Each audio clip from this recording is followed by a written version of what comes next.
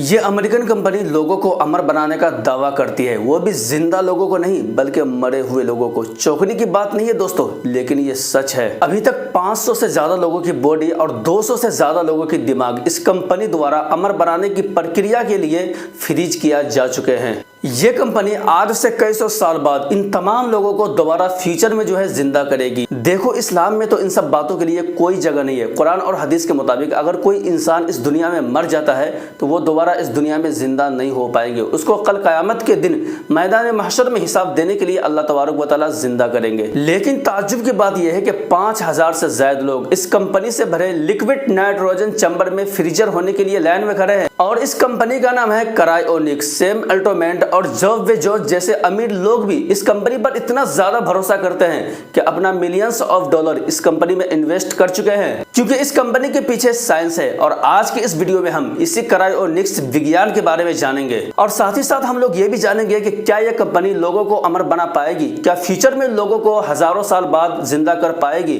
अगर कर पाएगी तो अब तक यह कंपनी कितने लोगों को जिंदा कर पाई है। तो चलिए जानते हैं कि कैसे यह कंपनी फ्यूचर में बड़े बड़े करोड़पति और अरबपति लोगों को जिंदा कर पाएंगे। तो दोस्तों, मेरा नाम है सिराज सज्जादी। चलिए शुरू करते हैं आज की एपिसोड। तो दोस्तों, क्रायोनिक्स की स्टोरी शुरू होती है वर्ल्ड वॉर 2 के 9 साल के बाद। साल 1954 में जब डॉक्टरों की टीम पहली बार ह्यूमन स्पर्म को जब टेस्ट किया तो सक्सेसफुल रहा, क्योंकि बाद में इस स्पर्म को कई सारे अलग अलग महिलाओं में सक्सेसफुली प्लान किया गया। उस समय इस प्लान को कराई और रिजर्वेशन नाम दिया गया था। लेकिन उस समय किसी ने भी ये नहीं सोचा था कि ये प्रोसेस पूरे ह्यूमन बॉडी पर भी अप्लाई किया जा सकता है, सिवाय एक आदमी के जिसका नाम था रॉबर्ट इंटीगर। वो एक यूनिवर्सिटी के बहुत बड़े प्रोफेसर थे।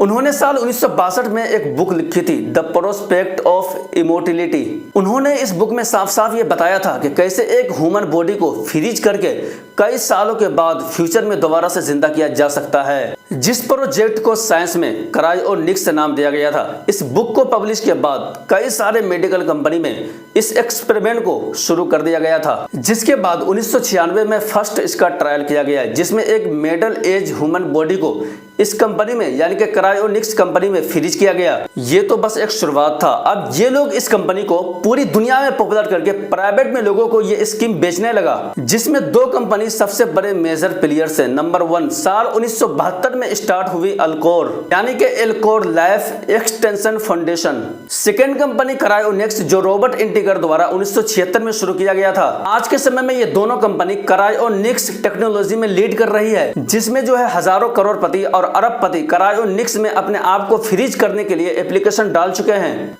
इतने सालों में ये दोनों कंपनी बहुत सारे लोगों को फ्यूचर में दोबारा जिंदा करने के लिए फ्रीज कर चुके हैं, जिसमें 100 से ज्यादा हेड यानी कि सर है। दुनिया के बहुत सारे रिच लोगों ने भी इस कंपनी में अपना भरोसा दिखलाते हैं। सेम अल्टोमेंट और जेफ बेजोस जैसे अमीर लोग भी इस कंपनी में इन्वेस्ट कर चुके हैं। 76 साल के retired medical professor Steve label ने भी क्रायोनिक्स में अपना नाम रजिस्टर करवा चुका है, ताकि उनके मौत के बाद उनके बॉडी को भी ये कंपनी फ्रीज करके फ्यूचर में दोबारा जिंदा कर सके। इस काम के लिए उन्होंने Alcor life extension foundation company के ट्रस्ट में $100,000 यानी कि 87 लाख रुपए डाले। उन्होंने खुद एक इंटरव्यू में कहा था कि फ्यूचर में मुझे दोबारा जिंदा करने के लिए जो भी खर्च होगा मैं इस कंपनी को दूंगा। ये कितना ताज्जुब की बात है ना कि इस कंपनी में जो लोग फ्रीज है, जो मेडिकल तौर पर पूरी तरीके से मर चुके हैं, आज से ठीक 200 साल बाद दोबारा फ्यूचर में आंख खोल सकेंगे, फ्यूचर में जी पाएंगे।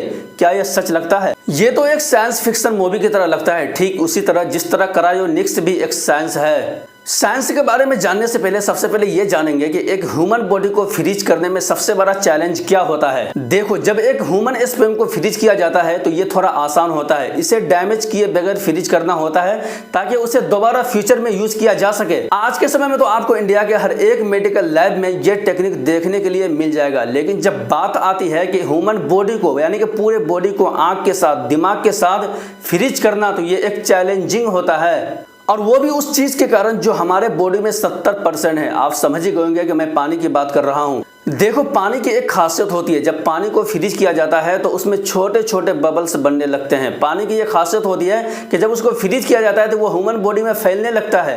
इसे अगर हम आसान भाषा में समझे तो अगर हम ऐसे बॉडी को फ्रीज करते हो तो बॉडी के जो अंदर पानी होता है वह आहिस्ता आहिस्ता फैलता जाएगा और एक दिन ऐसा आएगा कि अचानक बॉडी जो है फट जाएगा, जिसके बाद आपके पूरी बॉडी को जिंदा करना तो छोड़िए, बॉडी के किसी भी पार्ट को भी जिंदा नहीं किया जा सकता है। इसीलिए बहुत सारे कंपनियां ये मानती है कि क्रायोनिक्स के जरिए बॉडी को अमर करना संभव नहीं है। इसीलिए ये कंपनी ने इनका भी सोल्यूशन निकाल लिया है। ये दावा कर रही है कि मैं फ्यूचर में दोबारा इंसान को जिंदा करूंगा।